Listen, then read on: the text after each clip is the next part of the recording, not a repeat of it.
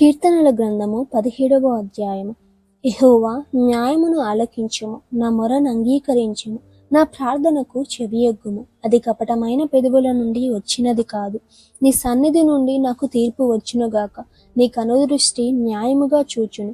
రాత్రివేళ నీవు నన్ను దర్శించి నా హృదయమును పరిశీలించితివి, నన్ను పరిశోధించితివి. నీకు ఏ దురాలోచనయు కానరాలేదు. నోటి మాటల చేత నేను అతిక్రమింపను.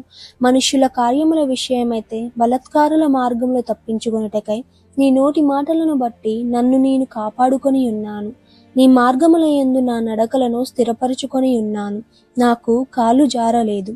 నేను నీకు మొరపెట్టుకొని ఉన్నాను. దేవా, నీవు నాకు ఉత్తరం ఇచ్చెదవు. నాకు చెవియొగ్గి నా మాట ఆలకించుము. నీ శరణు జొచ్చిన వారి మీదికి లేచువారి చేతిలో నుండి నీ కుడి చేత రక్షించువాడా, నీ కృపాతిశయములను చూపుము.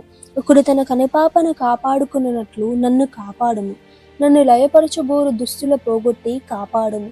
నన్ను చుట్టుకుని నా ప్రాణ శత్రువుల చేత చిక్కుకుండను. నీ రెక్కల నీడ క్రింద నన్ను దాచుము. వారు తమ హృదయమును కఠినపరుచుకొని ఉన్నాను.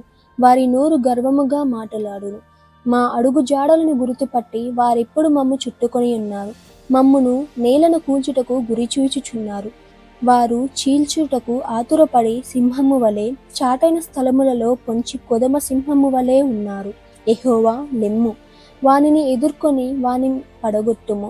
దుష్టుని చేతిలో నుండి నీ ఖడ్గము చేత నన్ను రక్షింపుము. లోకుల చేతిలో నుండి ఈ జీవిత కాలములోనే తమ పాలు పొందిన ఈ లోకుల చేతిలో నుండి నీ హస్తబలము చేత నన్ను రక్షింపుము.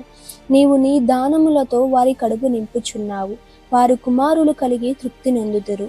తమ ఆస్తిని తమ పిల్లలకు విడిచిపెట్టుదురు. నేనైతే నీతి గలవాడనై నీ ముఖదర్శనము చేసేదను.